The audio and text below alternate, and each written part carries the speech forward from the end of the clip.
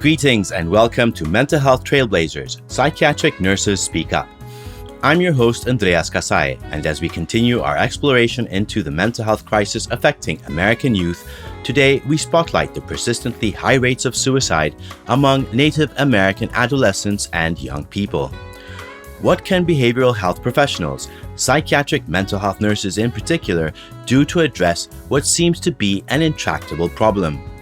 Joining me for this discussion is Minority Fellowship Program at the American Nurses Association alumna, Dr. Beverly Patchell. Dr. Patchell, welcome to Mental Health Trailblazers. Thank you so much. I am happy to be here. Well, we are also happy that you are sharing your precious time with us. And let me start by asking you to please introduce yourself and tell me a little bit about your background. My name's Beverly Patchell, and I was a fellow from 2007 till I graduated with my PhD in 2011. The MFP has been important in my life ever since then, so I'm happy to share anything I can with you. My background is I am from Oklahoma, rural Oklahoma. I lived in the capital, the Cherokee Nation capital of Tahlequah, during my young years, and then I graduated from high school in Muskogee, which is like 30 miles away. So raised primarily as a young person by my grandparents. My parents were very young, and so they helped raise me in a more traditional manner than probably my parents would have. So I grew up with medicine men and being in the country and a lot of rural neighbors, not much in the city until I was like well into grade school and then middle school and high school. So I certainly have appreciated that background since I've been a mental health practitioner and a nurse in general. A lot of your focus, as I've been looking at your work, your published work, which is quite extensive, has been on youth and adolescent issues. And our focus today is on Native American youth and suicide. So I want you to help our listeners understand what is happening. You know, I've been looking at some of the statistics, and it's one of the highest rates in the country, and it's been persistently high for a long time. Well, it has been and remains a huge problem. The reservation system keeps people locked in a lot of times because of poverty, because of their economic status, and because of the opportunities for education and good paying jobs. It's just not there in the reservation status. How have you encountered suicide amongst young people in Native American communities? If you could give us your personal experience with it, both as a person, as an individual working or living in the community, and then as a professional also working to address some of the reasons why young people are opting for suicide as a way of ending their pain. Suicide has been a part of my practice and my life for a long time. I've had relatives that have been suicidal. People have significant losses. You know, we are also, besides suicide, we're also one of the highest rates of accidental deaths, like car crashes and stuff like that, shootings, because rural people have guns and they go hunting and they can use those for suicide as well. I am fortunate that I haven't had that immediate suicide in my family. Certainly suicidal ideation, but not the actual event.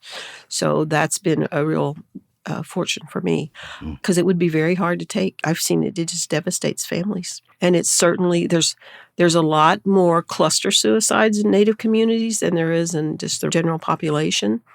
So one of my students was working in Arizona, and she was working on her PhD. I was her mentor, and she had, right before she did her defense, there were 5 teenagers that killed themselves on her reservation.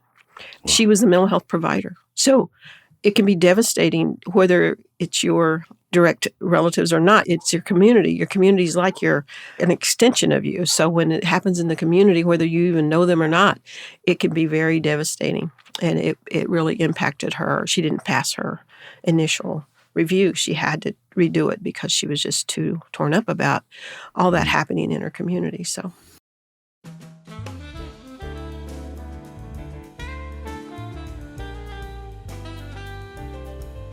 Now, looking at a lot of the literature, there's a lot of discussion about historical trauma, and then another term that is used is systemic oppression, and how these two things impact the mental health of marginalized communities, including Native American communities. I would like you to perhaps explain with real life examples to help listeners who might not understand these terms.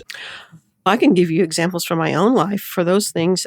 I think with historical trauma, you live with that result, whether you even know what that is or not. Mm-hmm. I grew up next to, because I was in rural Tahlequah, Oklahoma, I grew up close to the Cherokee Museum. So they had a small museum in my local community, and my grandparents lived maybe a mile from it. As an adult, like years later, I had a friend that wanted to go there, so I took them to see it, and I just automatically just said, okay, I'll wait out here for you in the lobby. And they said, well, why are you going to wait out here? And I said, well, I can't go in there. And they said, why not?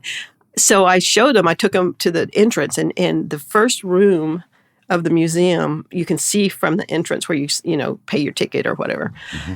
And it is a reenactment of the Trail of Tears. And so it's a whole room full of figures that look like ghosts. They're white. It's a white sculptures.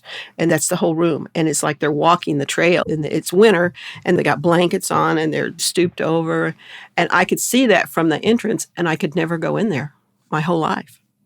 And so the person I was with happened to be a kind of therapist. And they said, well, here, let me do this. It's kind of like a EMDR thing or something really quick. And they said, let's do this and see if that helps. And it did.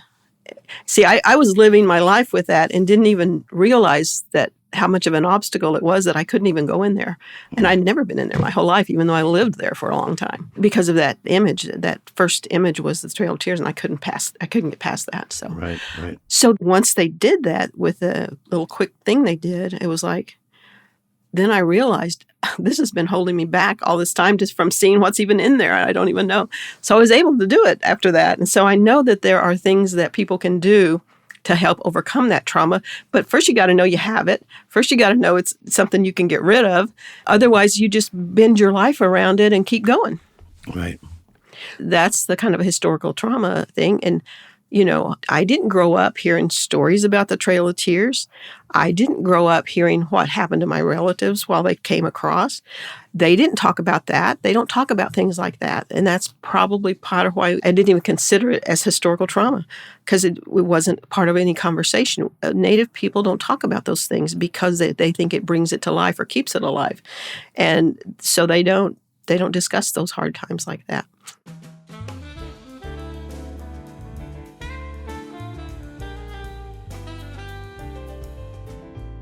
If you could share some effective strategies or interventions that you have seen that have been successful in preventing suicide among Native American youth. And perhaps if there are anecdotes or examples, like real life examples that you could share, like how this worked. Well, I can. I was the family therapist for the treatment center before I was the director. So I worked with the families and I worked with the kids doing groups and individual sessions and family sessions and things like that. So what I found is that all of the things I had learned, all the techniques from school and that I had been practicing in a hospital setting didn't work in the community setting with Native people. They don't want to talk about issues in groups. They don't really want to talk about it individually either, because the feeling is the more you talk about a bad thing, the stronger it gets and more prevalent it is in your life. And so Native people are taught from a very early age to not speak of those negative things. But they are taught, if they're raised more traditionally like I was, how to counter them without actually having to necessarily talk about it through the spirit world, through nature, and through the medicine of the people. So the traditional therapies that I was taught are all talk. And so there's not much talking. It's hard to do group with no talking, but I figured out how to do it because when you said traditional therapies, you mean the therapies that you learned in nursing school? Were right. About talk. Okay. Contemporary therapies, I probably should say, rather than traditional, because traditional was different for Native people's, their tribal stuff. And so one of the things that we did there was that the students, if they were from close by, from tribal communities in our area, and they had ceremonies, we would take them to the ceremonies or let the family take them out like on a pass and go to the ceremonies. And we never took state funds because the state wouldn't allow those ceremonies. Some of the ceremonies included piercing. Some of them included tattooing. Some of them included not having food or water for several days, being like on a vision quest.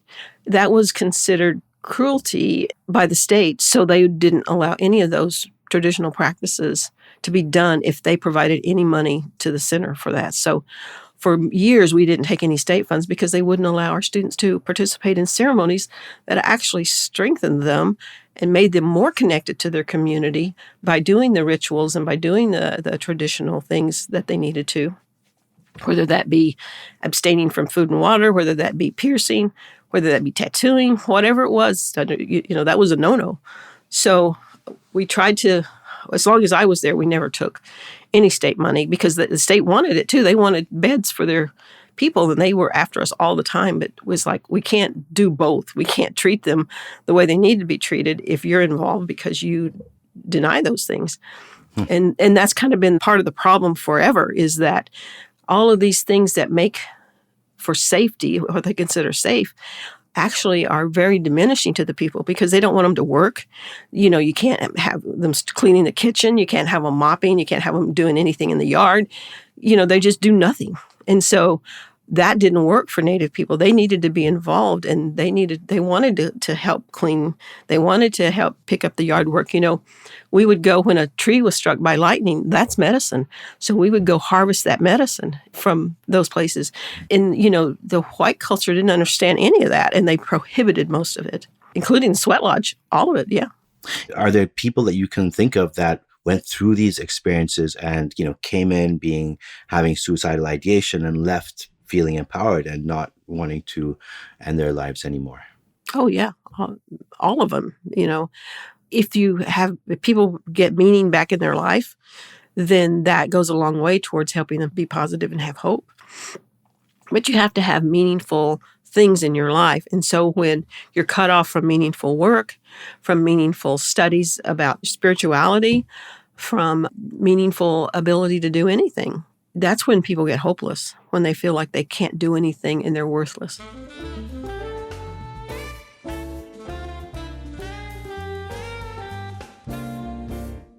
And does embracing the culture and traditions of the past, how effective is that in countering the economic challenges that people might be facing that might contribute to feeling despair?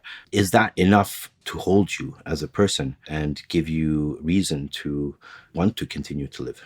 I think it is, because if you get grounded in your traditions of your culture, then you have meaning in your life about how to continue that and how to carry it on, how to pass it on. So you become like a conduit for that.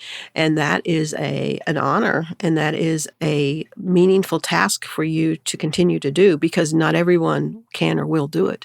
So if you can get the guidance in your life early to have that as part of what you do, how you live, then the other things kind of take care of themselves. The economics of it, even if you have to move away to make a living, you still have that connection and you still have that peace that holds you in the community. The community still knows you and still honors you, and you can go back to it to get renewed and refreshed and still have to go back out to do other things. Or if you choose to stay in the community, then you have to shift your level, what's important to you. Maybe having a lot of money doesn't have to mean anything. Maybe you have everything you need and that's all you want. So it really can help people make a better decision about what to do, whether to leave the reservation, whether to stay there, work with what you have, and become a meaningful member of that community. Or if you have to go away, then you can still come back because you have that connection. And it's when people lose that connection, when they never had it, that it causes problems for them no matter where they are, whether they're on the reservation, whether they move away to the cities. Or whether they have a lot of money. Or whether they have a lot of money. Yeah, because it doesn't, if you don't, I believe, if you don't have that grounding, then material... The money's meaningless, yeah. Yeah, and it doesn't stop you from feeling that you want to end your life. So Given the importance that we are attaching here to the cultural references, the cultural grounding, understanding and ownership of who you are as a Native American, as somebody who is Cherokee or from another tribe, how can non-Native mental health professionals, nurses, psychiatric mental health nurses in particular, who see these statistics and see and recognize that there is a problem with suicide among Native American youth and want to do something, how can they, what advice would you give them as they pursue their work? Well, in my private practice, I work directly with the tribes. I would be in Oklahoma City. They would often send a van load of people to see me over the weekend, and they would spend the weekend in the city, and I would just see them till I got finished over the weekend. And I would take forms of payment like 5 pounds of bacon, or it didn't have to be money. And sometimes the tribe paid me, or sometimes another entity paid me if they wanted me to see people. And then sometimes for patients that were far away, they would fly me to them. And I would spend a week, again, a couple of days with them, working on them, helping them, especially if they were transitioning, like dying. So there was, I think, flexibility is a good thing. There's none of that taught in school, none of that taught in the contemporary therapies. It's all about fitting it into a box. And so that is a hindrance from the beginning. But if you see them in private, the thing I would say is ask them if they have a significant family member or friend that you could talk to that could help you understand better what they needed from community and from their tribal connections, so that you have a liaison person to work with that can fill you in with background that maybe the person themselves isn't even aware of. Like they might fill you in on significant losses that they've had that might not be meaningful to anybody else, but to them, it could even be a pet. A lot of tribes are very tied to horses. The Comanche people say, if you don't own a horse, you're not a Comanche. So they have a lot of community ties that they're not even aware of, but that another person reflecting on them could give you that kind of information about. And then you have to stay open-minded about whatever you learn and just look at it as, how can I use that to help this person, and not pass judgment on them and not try to make what they do fit what you know from living. And that can be really hard for people because they get caught up in a routine. We have 15-minute times to get them, to see them. And, there's just not enough time. And that time is really important when you're working to develop a relationship with, I think, a person of any culture. Have you seen situations where the contemporary Western way of dealing with psychiatric mental health issues has been actually counterproductive and has had the opposite effect of what was desired? Well, yeah, and people's own individual bias can do that as well. Like if a person senses really quickly that other person sees you as less than them because of your race, your color, your skin, or whatever, maybe even just your belief systems, they sense that immediately. This kind of goes back to one of the things we talked about before, is the systemic oppression. My grandson is my oldest grandson. He is a product of my son and a white woman. So he looks really white. He's pale. He had very blonde hair when he was young. And so when he went into grade school, into the first grade, he came home one day. This was only 6 weeks in to being in a public school. He went to Montessori before that. So it was a little different. He had people of lots of cultures in that setting, but in the public school setting, it was more just the local folks. And so he came home and he says, I don't want to be Indian anymore. And I said, why? And he said, because they want to kill us. And this was 6 weeks into the first grade. And he says, yeah, they just want Indians to be dead. So I don't even want to say anything. And I said, well, you don't have to say anything. But that's what he picked up from the background. It's like the wallpaper of our education system is Native people don't belong here. And that's true. That's what I've heard through PhD programs. You don't belong here. You're not going to graduate. You got to stop thinking like an Indian. You got to stop. It's very oppressive. And I even testified to that with the rapporteur from the United Nations who came through. I was one of the people who provided testimony to them about that kind of systemic oppression that was present everywhere. In the schools, they don't even know they're doing it. There's a lot of work to be done, and priority needs to be given to these issues. What are some immediate and easy things that can be done to improve mental health care, not just access and services, but outcomes for Native American youth and rural isolated communities? I think if they were easy, and quick, they'd already be done. But I think if the importance of the cultural connection and the importance of the community connection could be more valued, I think that would go a long way. If the system would be more supportive of those kinds of activities that build that sense of pride in community, pride in identity. The identity confusion now is really rampant because people are changing genders or changing lots of things just if they decide to. And so to me, that there's no background in that. That just adds to more confusing questions and more things to sort through that they don't have any background in doing that. They have mostly the bias that's been taught that's already there, and the bias that's inherent in how the system's set up to deny the things that are important to help the youth. I think some of the quicker therapies like the EMDR, like the tapping, are good to kind of reduce that sense of urgency in hopelessness that goes on that leads to suicide. I think you have to step back from being actually suicidal and take some proactive things that help prevent people from going in that direction anyway. And then the substance abuse, we haven't even talked about that, how rampant that is to help people become more suicidal. They see their relatives, slowly killing themselves, or fast, maybe even with meth and with alcohol, with other drugs, fentanyl. That's the big push right now. And then now there's other things coming out. And so there's just a lot of ways to relieve yourself of all those feelings, but that are also very detrimental and eventually will kill you. I worked with people who have had to have Narcan 7 or 8 times. And, that medicine itself leads to problems in the system, the heart, the circulatory system, the respiratory, all of that.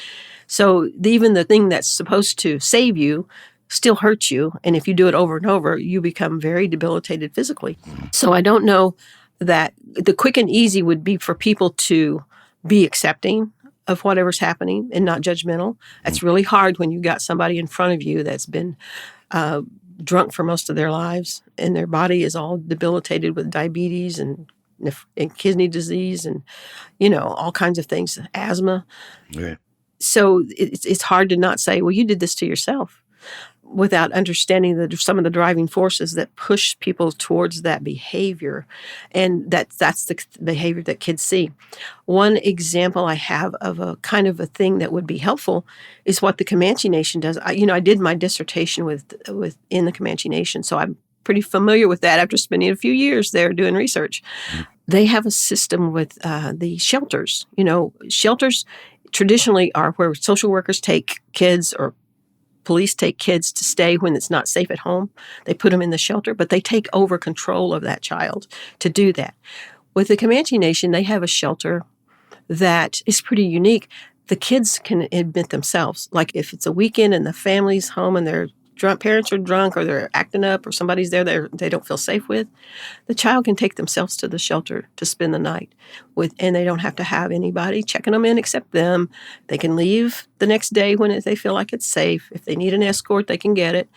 But it allows the children to have a safe place. And a lot of teenagers go to the shelter for that because they feel like when there's a party going on and there's people there they don't know and they're feeling like, these people are getting out of hand, they can just get themselves to the shelter. And a lot of them do, just walking or riding a bike. And they stay there until they feel like it's safe to go back home. And it's just part of the community, what they do. So would we ever allow that in our modern society? No, somebody's got with authority has to check you in. Somebody. Right. Yeah. And so there's no safe havens without giving up something a lot.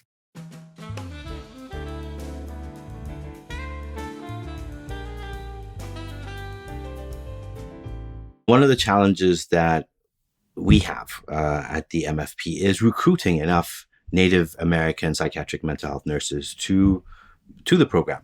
What are some of the challenges that you faced as a nurse scholar from a Native background, and why do you think it is such a challenge to find Native nurses to join the profession?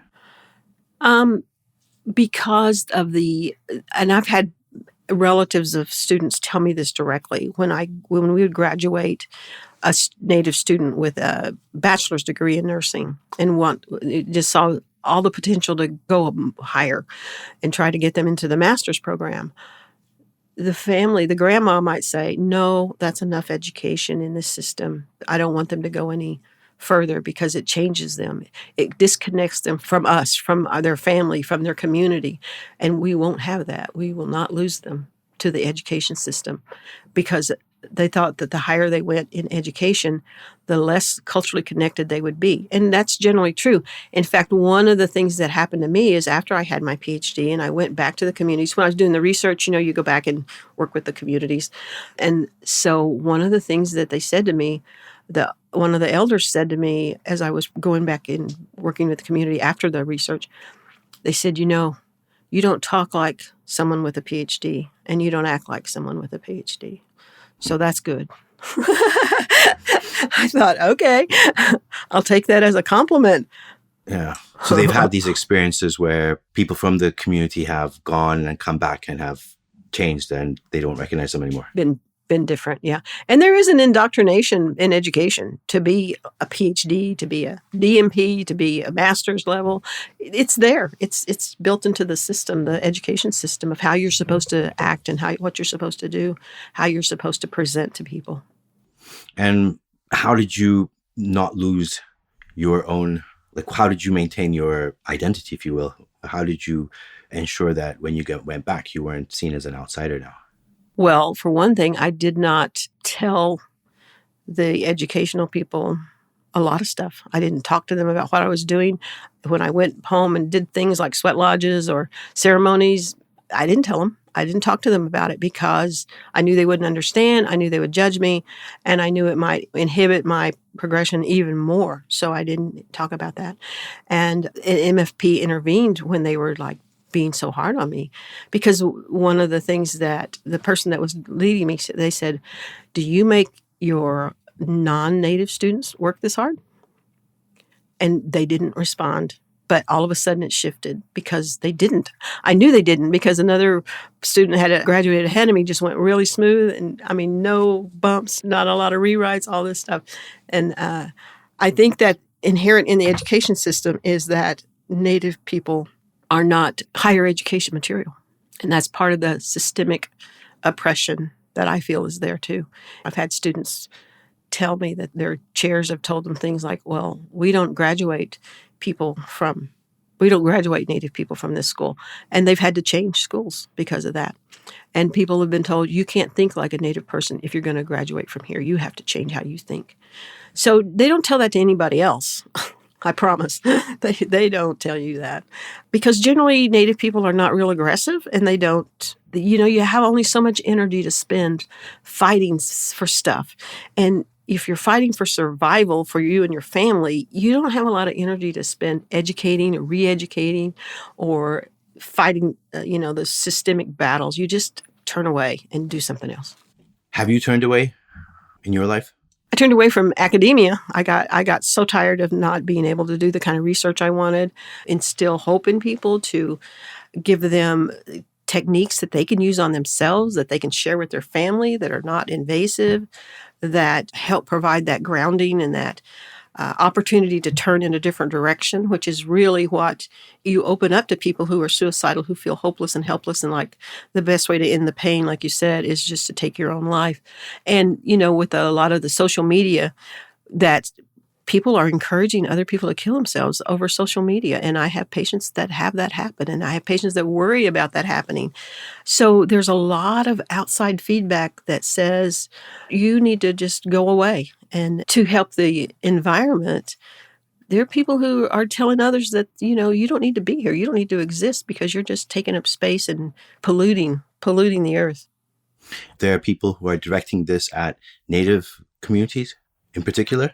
I think they're just directing it at anybody in particular who'll pick it up. But I think Native people who already feel systemically oppressed, who feel like they don't have a meaningful life, pick it up a little faster and a little quicker, and might take that to heart. Whatever bullying happens within schools, there's a lot of it still. I know that there's been a lot of attention to it, but I still see a lot of people who don't address it. A lot of schools just don't address it until the person is just, I've had to homeschool my kids, my grandkids, my nephews, because they had to have a break from the school system. It was just too oppressive.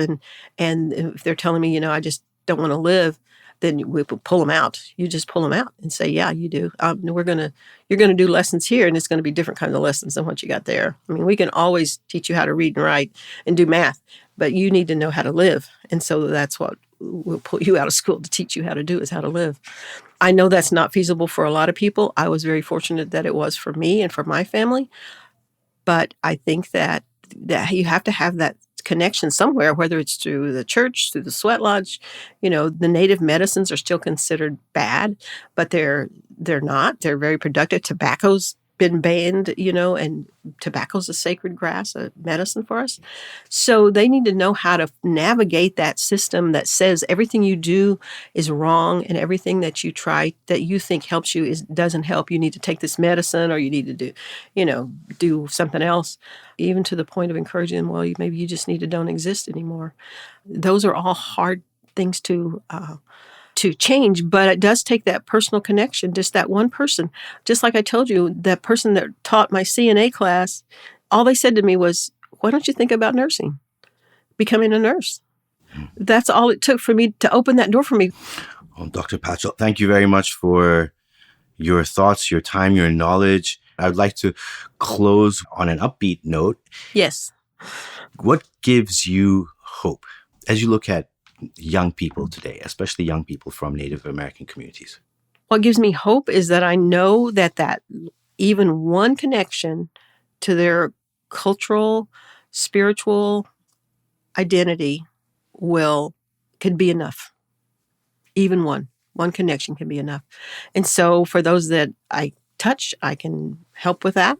I can get them directed, not by me maybe, but by someone, and I can find out stuff that they don't even know how to search for, and get them reconnected like that. And it doesn't matter if they're an adult or a child. It can be for anyone, and they just need that glimmer that says, yeah, there's something out there for me, and I can be meaningful with it, and I can improve my life and other people's lives too. That's what they really want, is to have that ability to impact people and to feel like they are important and impactful to others. Well, thank you for that, Dr. Beverly Patchell. It's been a pleasure. Okay. Thank you so much. Bye-bye.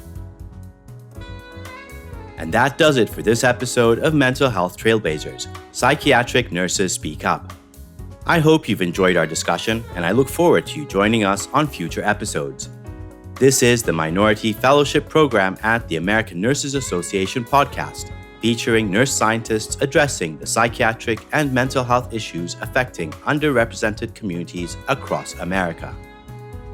You can always find us online at emfp.org and wherever you get your favorite podcasts. The views expressed by the speakers and host do not necessarily reflect the official policies of the Department of Health and Human Services, nor does mention of trade names, commercial practices, or organizations imply endorsement by the U.S. government.